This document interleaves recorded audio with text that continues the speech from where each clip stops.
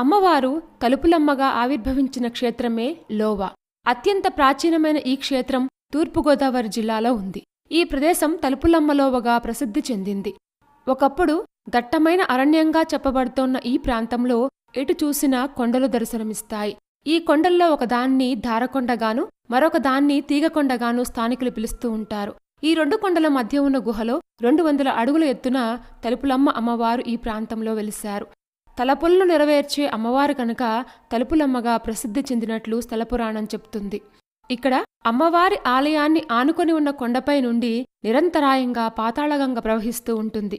అందుకే ఈ కొండ ధారకొండగా ప్రసిద్ధి చెందింది. దీన్ని ఆనుకొని ఉన్నదే తీగకొండ. ఇది దట్టంగా తీగలు అలుముకొని ఉన్న చెట్లతో నిండుగా ఉంటుంది. ఈ రెండు కొండల మధ్యలో కోటి సూర్యుల కాంతులతో విరాజిల్లే చల్లని